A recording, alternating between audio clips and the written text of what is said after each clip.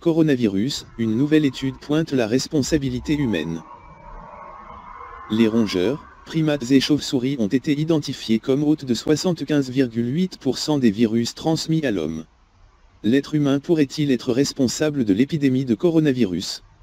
C'est ce que suggère une nouvelle étude, qui pointe ce mercredi la responsabilité de l'activité humaine et de la destruction de la biodiversité dans l'apparition de nouveaux virus venus du monde animal, tels que celui à l'origine de l'épidémie de Covid-19. Les chercheurs de l'école vétérinaire de l'Université de Californie ont étudié 142 cas de zoonose virale, maladie transmise de l'animal à l'humain, répertoriés dans des études depuis 2013, qui l'ont ensuite croisé avec les listes de l'Union internationale pour la conservation de la nature, UICN, qui classe notamment les espèces en danger. Les rongeurs, primates et chauves-souris ont été identifiés comme hôtes de la majorité des virus transmis à l'homme, 75,8%, et les animaux domestiques comme porteurs de 50% des zoonoses identifiées.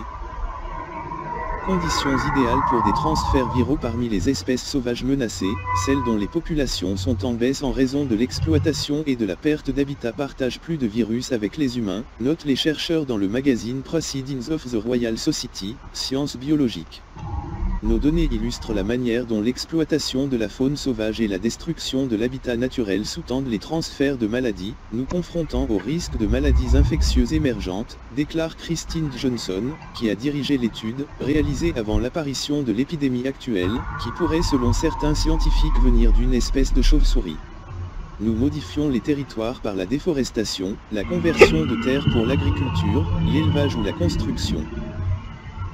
Ceci augmente la fréquence et l'intensité des contacts entre l'humain et la faune sauvage, créant les conditions idéales pour des transferts viraux, a-t-elle souligné.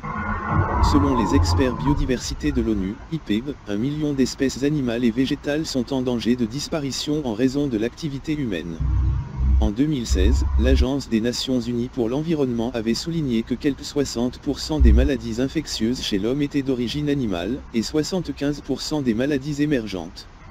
Elle avait estimé que ces dernières avaient eu un coût direct sur les 2 dernières décennies de 100 milliards de dollars, qui pourrait être démultiplié si elles passaient au stade de pandémie humaine, comme l'a fait le nouveau coronavirus.